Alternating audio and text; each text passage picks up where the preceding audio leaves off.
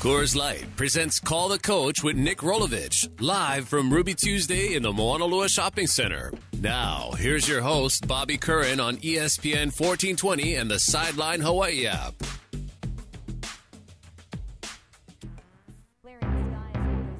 Left, 3rd and 9, Hawaii from the left hash. Dayton for the lone setback, McDonald in the shotgun. McDonald grabs it, they're only rushing 3. Has time, throw a deep ball, has Ursua with it. Goodbye, good night, touchdown, Hawaii. He does have a way with getting open. Yes, he does. He does have a way of beating coverage, and Cole McDonald's deep ball. It's really really better than I thought. It's really come along. Yeah, it's come a long way. He's been very accurate deep. We have a number of things to talk to. Welcome, everybody, to our Tuesday edition of Call the Coach, back at a familiar time and place here at Ruby Tuesdays, Moanalua. We have a number of things to talk about, and I suppose top of mind for a lot of people. Disappointed, undoubtedly, as were the players and coaches. No doubt. After the performance against Nevada. It struck me, tell me I'm wrong about that, it seemed like a perfect storm. It seemed like almost everything that could go wrong did go wrong. I would say for sure that's a correct description offensively, But, yeah, there was a lot of stuff on all three sides of the ball that was somewhat uncharacteristic and not good enough to win football games. All right, let's just go over, let's get it out there, because sure. I'm getting inundated with it in the morning, as you might guess. A couple of things that people talked about. The drops. I mean, uncharacteristic, and I would be willing to bet we don't see another day where the guys who drop balls drop them again the rest of this way. I don't think that will likely to happen. A couple times I noticed people are looking up. They're looking where they're going to run before they saw the ball. There was some of that, and I'm not saying there won't be another drop ball this season, but it was. I'm not saying that either. I'm sorry if I don't want to be misconstrued. But go ahead. There was such critical opportunities that we lost, yeah. and I think that's what kind of accentuated the drops. And we had a couple guys open. We missed the throw, and just like you said, perfect storm. It was. Good protection, good throw, drop ball. Good protection, bad throw, guy open. Bad protection, nothing gets started. So, well, and it does take just a reminder for anyone who's watching what the choreography has to be to make it right. I mean, like the Ursua 70-yard touchdown, everything was right. The protection was there. Cole was on it. Ursua ran the route correctly. I mean, really separated. I mean, then when that happens, it looks so easy. Yeah. Everybody thinks, why doesn't that happen every play? Well, it's natural to think that, but it's a tougher deal. Okay, a couple of things that you can maybe address. People are saying, boy, this offensive line doesn't look as good as they did early. What would be your response to that? We did a study yesterday talking about how long we are I guess from snap to release from the quarterback, and did an average. And early on, we were really getting the ball out of our hands pretty quickly. We have that number has gone up the last 3 weeks. Couple of reasons. So I've looked at a little bit of the things we've called. How much of the real true drop back, run and shoot stuff are we calling, and how people are playing us and things like that, but. Part of it is I think we helped them a lot by getting the ball out early on in the season. Yeah. So my guess is you're talking about getting back to that. Well, I think that's always kind of you don't want to sit back unless you're really good up front and feel good about sitting back there. Yeah. But you want to get the ball out of your hands. What I tell them is this thing isn't made of gold. Give it to our guys who can make plays with it. And I'm not putting this on the QB. That part of this is play calling by me too. Well, let me get to which I think, generally speaking, has been quite good. The play calling. I think it's the last resort of unhappy fans. If something doesn't work, it's the play call. I just think there's more to it than that. I've heard it a few times. Oh, well, I mean, since I've been coaching. It doesn't make it any truer, the fact that you're here. You're going to hear it some more. I'll hear it again, I'm sure. No doubt. Okay, tell me, this is my own perception. It seems to me that Cole has become hesitant when he sees nobody open.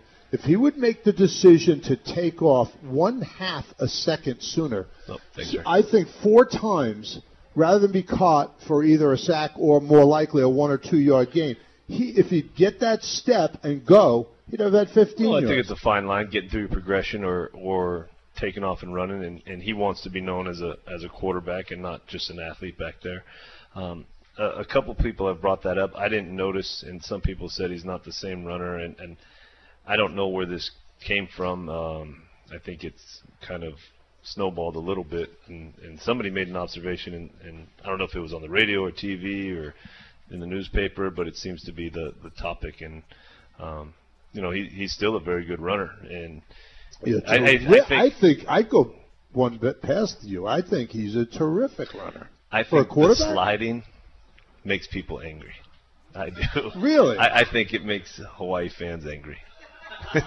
I think Hawaii fans like seeing their quarterback fighting for extra yards and diving and things like that. Separating their shoulders. Well, we don't want that. But no, but I'm saying I think you got to pick your spots. You do. If you're desperate for first down, go for it. Oh, yeah. But I think when it's I think that's more than just the quarterback position. You'll see catches that we're making where we're dancing around and getting caught backwards and not getting the first down, getting into some 3rd and 1s. And not that we executed great there, but I think we need a little bit more situational awareness down and distance-wise when we catch the ball, too. Chain awareness. Maybe. Yeah. On the bubble, I know John makes tons of people miss, but would love to have seen him kind of just get right off of Cedric's block and get upfield. I mean, Cedric catching I thought he caught a flat route. Maybe could have, instead of kind of squaring up and facing a guy up to make a move, just kind of, take an edge and get what you can. Yeah, here's my thing, though, about Cole. It seems like when you talk about going through the progression, and here's where my evidence would be. Shevin goes in for a series. Shevin takes off one time and gets you a first down. Because I think, or if he didn't get a first, he was close to it if he didn't get the first down. But in any case, when Cole came back in, I noticed he got out of there quicker. I don't know if it was something he watched, or if it was just, okay, maybe I do need to be a half a step. It's not a big thing. It's a half a step. Well, that wasn't really a big coaching point when he was on the sideline. I wanted to get him out, calm down, see what from the sideline. Mm-hmm. Let's see if Shevin can give us a spark and kind of take a breath and look at what's going on. But that wasn't something we were necessarily coaching. If he observed that and made that decision on his own, then, that's credit to him. Okay. But let's get to the defensive side. There's been some criticism on in general terms, it's tackling. But I would agree with that. Yeah, but I sometimes, and Corey Batoon pointed this out in the papers, it's not only the finish on the tackle, it's the angle, it's putting yourself in a position to make a play. Right. I mean, that seems like at times, and it's not. I'm not pointing anybody out because it can be anybody. Mm-hmm. But it's sometimes if that's not right, it can result in a big play. And it has. And that was the first thing we talked about defensively is what else can we do to improve the tackling. And Corey works his butt off and really schematically has these guys prepared and practice schedule is very organized on their side of the ball and everyone. I mean, it's like a machine over there right now. But he says yesterday or the day before, I don't know if I've worked tackling as hard as I've worked it here, and we're still missing tackles. So he's a very honest coach about his side. He's not, he doesn't try to sugarcoat it or protect it, and he says this is something we need to get better at. Let's figure out more ways where we can get better at tackling. So. Let me just get your thought on how you prepare for a team. We just were talking before the show started, and the one thing that seems obvious, I was talking to their play-by-play guy today. While Fresno's not great individually in a lot of spots, although there's some exceptions on the defense, they're pretty good everywhere. I don't see. There's no glaring weakness. There's no hole with Fresno. No, there's not. And I think the receiver is great. I think the quarterback's playing really well within the system as far as taking care of the football and just I don't like the term game manager. I like he's very efficient within the offense, understands the philosophy and I thought he was pretty good last year and he seems to be improved, getting better and better. And You're seeing a team working together to accomplish a goal, which I think is a credit to Coach Tedford. Well, when a guy has 14 touchdowns and only 2 picks, you're thinking he's making good decisions. Yeah. But I think what people forget about Cole, look at Cole's numbers. I mean, on touchdowns to interceptions, he is still among the best in the entire country. Yeah, it's pretty good level right now. We probably could have had a couple picked this year, yeah. but actually, there's been a couple of very fortunate drops by the guys in the other jerseys. But still his touchdown to interception ratio is fabulous. We strive for 3-1. And I think we're at 29-3 or something like that. Nuts. I think but back to Fresno, I think that, like you said earlier, the DBs are really good. The linebackers really good. They're tied together. I like the linebacker 34. He doesn't get a lot of attention, but he's running around tackling people. George Helmuth, his name is. I mean, and they're not huge, these linebackers. This guy's 6'1", 225. And he can run. He just plays with a lot of effort, and they have a lot of. You can tell they have a lot of love for each other when they're making plays, and there's just how people celebrate. I think tells you a lot about their mindset as a unit. And I'm just thinking back to the 29-3. Those are pretty crazy numbers for Cole. Then I think now the question is, can he get a little more time or get rid of it a little more quickly? I suppose maybe it's a combination of those two things. Oh, I'm sure it is. Different times of the game, and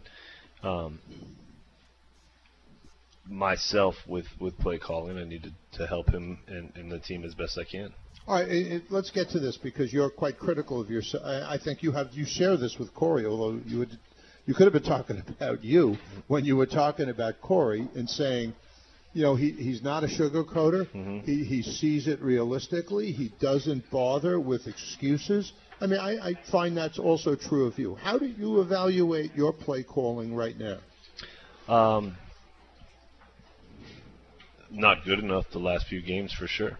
I think what I start to go back to what I feel comfortable with, and it's 90 streak Z delay.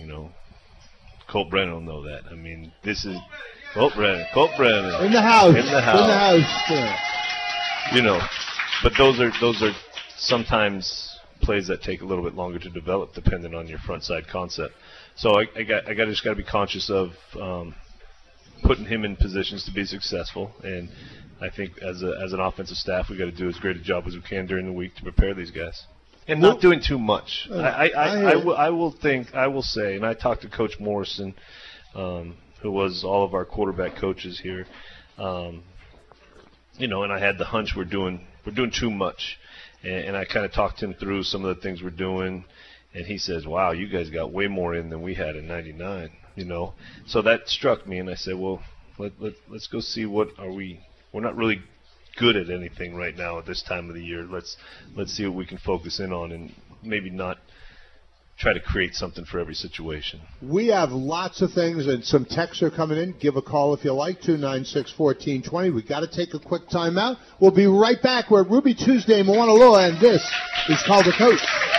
Back to Call the Coach, brought to you in part by No Foods of Hawaii and the HGEA on ESPN 1420.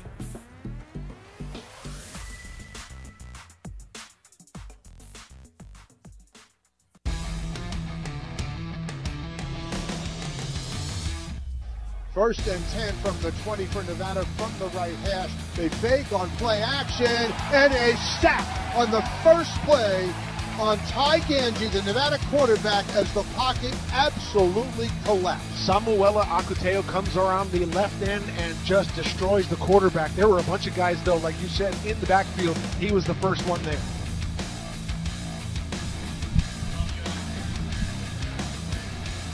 Welcome back to Ruby Tuesdays in Mauna Loa. Got a couple of texts that I want to read for you, for Coach Rolo. What happened to number 82, Justice Algafa? His play provides some fire for this team. Did he suit up against Nevada? So 2 questions.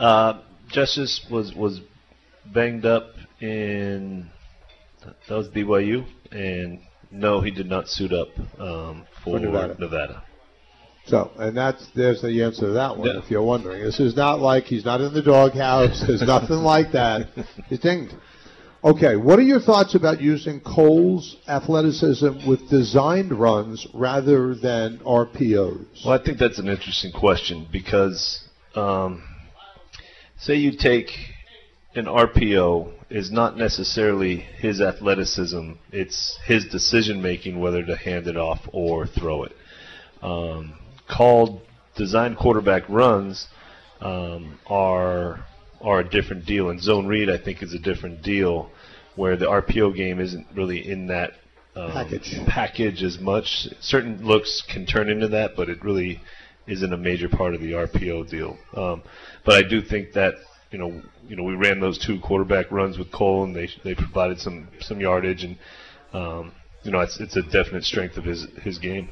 It does seem like there's a bit of confusion on the part of casual fans that they think RPO is about, do I put it in the belly of the back or do I run it, when it's actually a decision on run or pass. And the first description is going to be more in the zone read category, which we did a bunch last year, and we have done a little bit this year. But the RPO is more of a second level bind that you put the linebackers in as far as handing the ball off or pulling it and throwing it. Okay. It's kind of like a mini play action when you throw it. Let's get to a couple of calls. We got Paul from Mililani. Hi, Paul. You're on with Coach Rolo. Paul, you there? Okay, let's try Joe from. This is Paul? Yeah, hi. Go ahead, Paul. Hi, Paul. Coach, you might have mixed feelings with this, but Bobby can tell you, I made predictions about the last 2 games, and I'm sorry, but I didn't see Hawaii doing well in those last 2 games. So you can blame me. But with Fresno this weekend, I see another Colorado, man. I see, they had us, they didn't have us winning, but I see us winning, man. There you go, Paul. Get them. We're going to put you on the plane with us, Paul. Yeah, right. I like that. and have them going down all the aisles. All right, thank you, Paul. Appreciate it. So we got Joe from Pearl City. Hi, Joe. Hello, Coach. Yes. I've got one question. First of all, I thought the Nevada coaches did a good job too. But the thing is, when they went into that Wildcat worked over and over and over again. So my question is, why didn't it work? It just boggles my mind that I can see running a Wildcat once a quarter or something, but they ran it over and over and made good yardage. Why didn't that work? Well, I agree with you, Joe. I thought their coaching staff, especially Matt Mummy, did a really nice job. I think they have a nice diversification of their offenses, being able to get the ball into certain people's hands, putting people in number binds, formationally. I really think he does a nice job. The Wildcat was an unbalanced fly motion quarterback run game that you have certain unbalanced defensive calls that you kind of go in with, and their calls were better than ours, and their guys were executing better than ours. But I thought they might jump out of it too, but then they were at a point in the game where they were trying to keep the ball, and I think that was a way for them. That's almost like they used it as a 4-minute offense, and I thought it was very smart. And the running back Tao was good, and the jet sweep type deal they did was you were able to attack the outside and also pound it up inside with either quarterback counter or power and stuff like that. So I think it's a good package for them, and we didn't expect to see it as much as they did either, but once they started having success with it, they stayed with it. Yeah, it did seem. I mean, here was my thing. There was only 2 things they were going to do. They were going to run Tower in the middle or off a tackle, or they were going to give it to the fly sweep guy, and they were not. They were never going to pass it.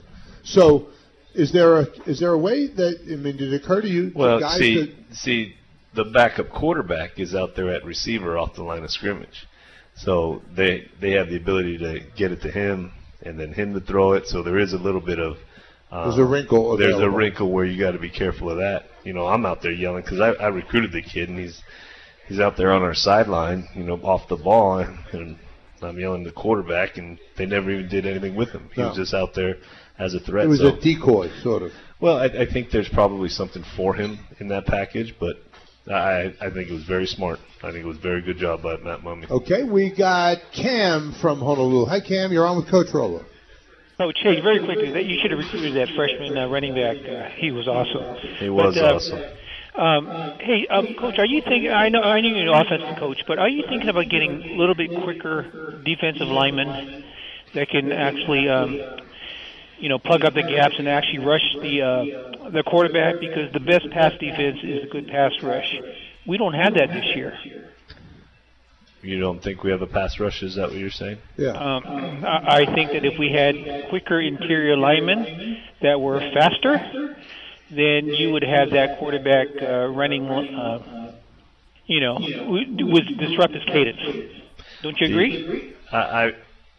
I don't know if I would agree with that. I think Kaimana Padelo's provided a well pass rush for us. It'll come much quicker than him. Well, I think, Sam Akateo is a guy that sounds like, I'm sorry, Cam, I think Sam Akateo is having a real quiet, or he's having a great year quietly. He's not a real flashy guy. He's in that mold. But we were able to rush 4 and get a bunch of sacks and keep people in coverage. We don't want to have to throw 6 and 5 guys all the time at the O-line to get pressure on the quarterback. And so I would respectfully disagree with the overall thought process. I think we've done some good things in pass rush, but there is a good the having different types of D linemen, I think, is also a plus. So I appreciate your observation. All right, Mary, thank you for that. We got a couple of texts. Texted, this is from Byron. Congratulations to UH football and Coach Rolo for having 6 or more wins at this point of the season. There are only 25 teams with 6 or 7 wins, so go get them and good luck, go Bows. Thanks, Byron. And Clyde has a text, and it's simple. Where's the shovel pass? Well, the shovel pass was called, and they ran a twist game on the defensive front and kind of twisted right into it. So that's one of the ones. So one of the, and Colt will tell you, you'll do the shovel pass screen that we've done for so long. But if someone either notices it or latches onto the back, then the quarterback becomes the screen. So I don't know what exactly the play was. I know we were going towards the locker room, but there was one where Cole couldn't get it to the back and ended up, deciding to run and become the screen. So it was called. Okay, I think it's time to take a timeout. We're going to do that and back with more from Coach Rolo. Your calls and text 296-1420. We're at Ruby Tuesdays in Moanalua, and this is Call the Coach. You're listening to Call the Coach, presented by Coors Light on ESPN 1420 and the Sideline Hawaii app.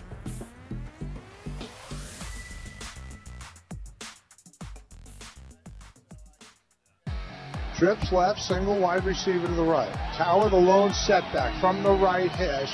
Ganji is looking to pass. They throw a little screen. Tower's got it. They're going to have to get to him. And what an open field tackle. Wow. And did the ball come loose? Ball was loose. It was loose before he went down. That's and Hawaii's got the football. I was going to say great tackle by Manu Hudson Rasmussen, but he also stripped the football as the two were going to the ground.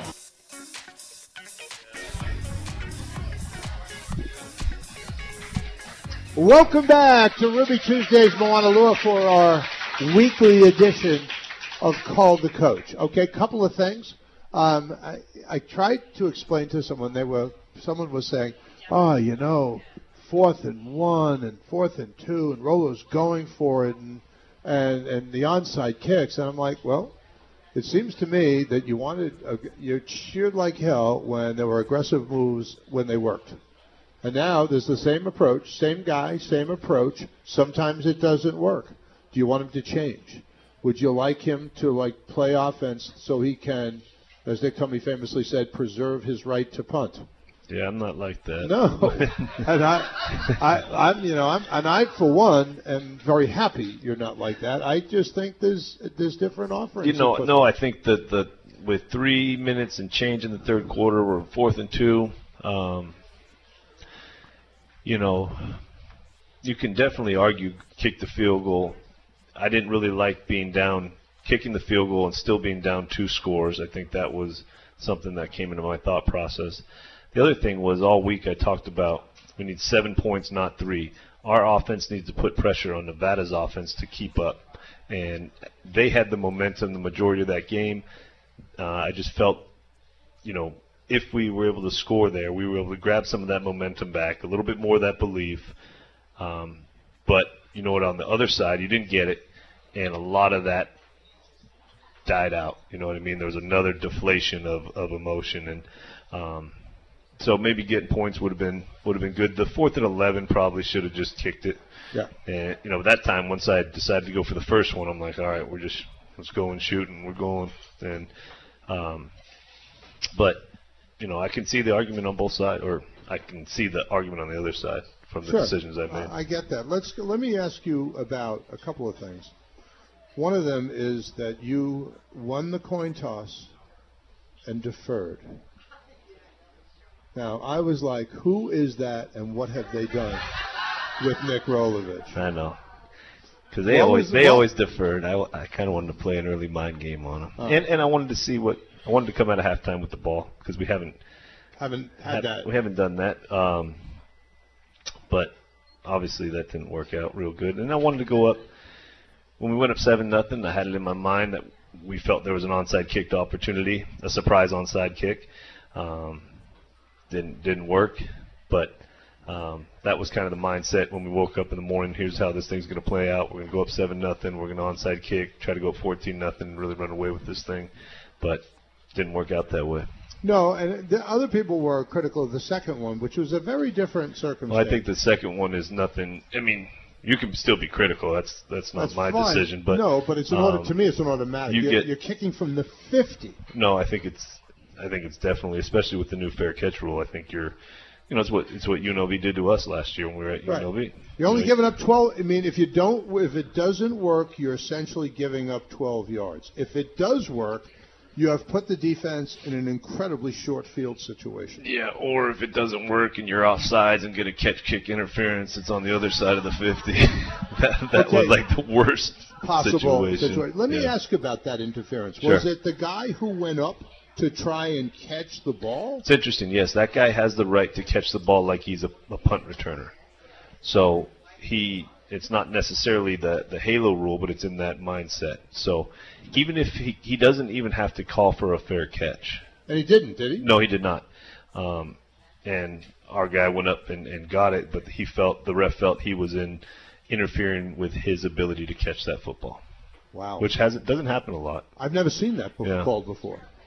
Yep. I mean, if it's gone 10 yards and you go up and I thought after 10 yards it was a free ball. Yep. But you learn something every day because that was news on me. And someone said, "Well," I said, "I'm assuming it was on the guy that went up to try and grab it," but I wasn't sure. Yeah, and that guy was offsides too, so it was awesome. It was awesome, not.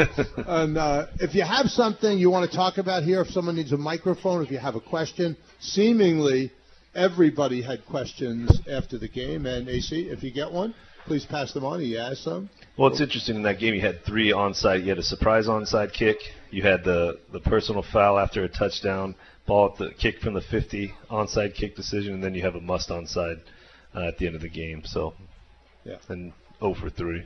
Offensively, have you thought about going 5 wide, maybe motioning a slot into the backfield? Yeah, or motioning the running back to the slot position, maybe Ursula, maybe set him in motion. Yeah, we've done not much of the motioning that question speaks of, but Dakota Torres was our 5th wide receiver in this game. We only ran it a couple times.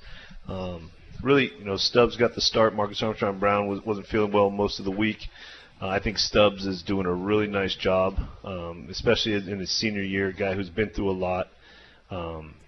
Isn't the major contributor in production that he maybe envisioned, but he's doing a lot of good things, and I think he deserves to get on the field some more. And how he's approached it and how he's continued to work, I think, is something that he'll be an inspiration for the young guys. But I think anybody that knows him or his family should be very proud of him, because I'm real proud of Stubbs. Okay, we have another text. This is Gail texting, please no more onside kicks. Oh, Gail. Oh, Gail. Oh, Gail. A party pooper. Is Kamoku Noah still on the team? Has he played at all? Kamoku is still on the team, but he hasn't played. So, Gail, not one more onside kick, Gail. Never? Never. Down 5 with 90 seconds left? All right, Gail. I don't know, Gail. I think we have to revisit. I just think you don't want to go absolutes on that one. But we understand the point. I understand it after this week. Yeah. I do want to, we're getting short on time, so I did want to talk a little bit about going up at Fresno. You played there yourself, I believe? Yeah. You played at Fresno. So we lost in 2000. Mm-hmm. We went up early and they came back. And that's a tough place to play. Great place to play. Rowdy crowd. Rowdy, great fans, great passion. Like I said to the guys, the red and white checkerboard end zones, the walk to the locker room. Now they put a tunnel. Changed. That's actually changed. Now they put a tunnel. When you were there, you used to go for the baseball thing, right? That baseball locker room around the gauntlet. Now it's straight out up the hill. It's up the hill. I think it was up the hill when we went up the hill, and it's not necessarily the steepness of the hill. No, it's the creativity and the closeness of the fans as you're walking. They're very creative.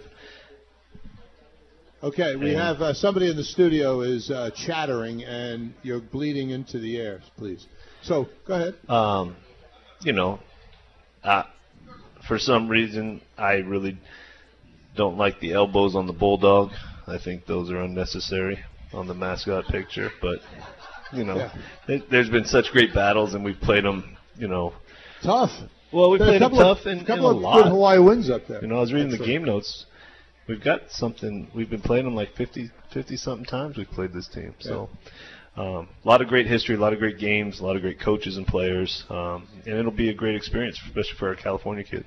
I think, wasn't one of your better games with Ashley, wasn't that a Fresno State game? That was a Fresno State game. We won in, what was that? Yeah, it was David Carr, I think. That was Nate Jackson's fumble, Inoki Funaki leading us to victory in 2008.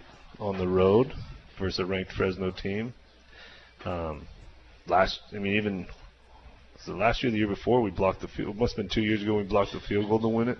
It's kind of got a little bit of that San Jose feel to it. So yeah. But this is an excellent football team. It's an excellent coach football team, and there's a lot of great players. So it's a definite challenge for us. No question. And if you had to pick out 2 things, well, we'll get to that when we come back. I'm just going to ask you 3 things that you need to happen to have success this week at Fresno. We are at Ruby Tuesdays Moanalua, and this is Call the Coach. Back to Call the Coach, brought to you in part by No Foods of Hawaii and the HGEA on ESPN 1420. I do have, welcome back. We do have a couple of texted questions, which I'll get to in a moment. But I did want to start with this. If someone said prioritize it, 3 things you have to do on Saturday to have a shot at winning in Fresno. I think defensively we need to get them off schedule. They're consistently moving the ball downfield. We got to get them in uncomfortable downs and make their perimeter guys make plays. I think we need to win the turnover battle, and I think offensively we need to just be who we are and get back to the core of our offense and just execute at a high level. Okay, we have now a couple of texts. It says, Coach Rolo, at times throughout the Nevada game, our defense was getting beat on the edges. Was it bad positioning? Your thoughts, Warriors? I think there could have been a couple bad positioning. I saw we lost the edge on some missed tackles. I know there was one down by the goal line where we got two guys in the gap and they got outside of us. I know there was, when we had them backed up, we missed a tackle and the running back went for about 30 or 40 yards to get him out of backed up. I would probably put it more on the tackling than defensive positioning, but I'm sure there was a couple where we were out of position. All right, now we have another one. Aloha, Coach. There were lots of drop balls in the game last weekend, but I noticed number 9, who, by the way, is Devin Stubblefield, was consistent, catching all the balls thrown to him. Why did you sub him out? That was kind of the plan, was to give Stubbs a start, and like I said earlier, I think he's done a fantastic job. He's had a couple struggles in practice with him holding on to the ball and catching it, but he continues to work, and when it's been game time, he hasn't done that. Or he has done that and has performed well. He made a great catch at Army early in that game. Like I said, I think he's on the way to getting more playing time, in my opinion. And you know what the thing about Stubbs is? Stubbs, not everyone has learned both sides of receiver. Stubbs can go to the left side. Stubbs can go to the right side, and be an effective receiver in that position. So I'm just proud of the kid. I really am, and I think everyone should be, because he's really doing it the right way, and he's had some adversities, and it's good to see him have some success. And he's having some now. Yeah. And I don't think it's entirely done with. Okay. And part of that deal in the first play of the game, when we were at Nevada, when I was coaching there, when Hawaii came up there in 2000, what might have been 15, I guess. Stubbs had 2 touchdown catches in that game. One was on a middle screen, so I said, all right, first play, Stubbs, we're going middle screen to you and do your thing. And he went in and made the plays he could. And obviously, I don't know if anybody from Nevada remembers that, but certainly you did. No, I remember watching. Not the same cast of characters there anymore. Because I was recruiting Stubbs up there. And then, to see him come out, and he was effective that game for sure.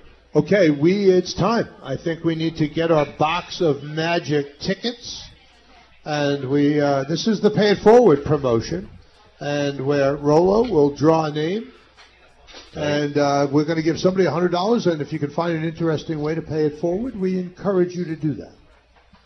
Got one? Lucky winner. Yvonne Harada. Where's Yvonne? There we go. Is that Yvonne over there? Come on, Yvonne. Come on up.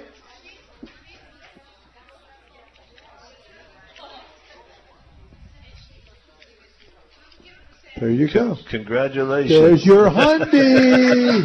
Whoa. Give it right back. Give it right back. Right back. We'll put it in the COA for you, Yvonne. There you go. And good stuff. Thank you, Yvonne. Good-hearted soul. And we only have about a minute left. In terms of, I don't think this is a difficult trip in terms of travel. You've had much. Well, it's an interesting trip, and because we got to go into San Jose, and then. Are you driving?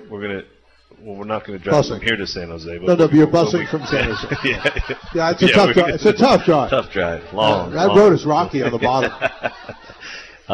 We will drive from San Jose to Fresno on Friday and practice in between somewhere. And at some place unknown. Well, don't tell. No, it's kind of it's got to be a secret. It would take a really dedicated person to track your bus to a practice spot. It would. It would. I'm not sure that they're quite going. We're going to go down into Gilroy, garlic capital of the world, and practice on our way down there. You go. Get some garlic ice cream while you're there. Ooh, I don't know. They have it. They do? They absolutely have it. No question. I don't think I will. I like garlic, too. But yeah, but not maybe in your ice cream. Not my ice cream. I get you. Rolo, we wish you the absolute best of luck. We'll look forward to seeing you in Fresno, and best to the team and all the coaches and players. Thank you. From Ruby Tuesdays, Mauna Lua, Nick Rolovich, I'm Bobby Curran. Aloha.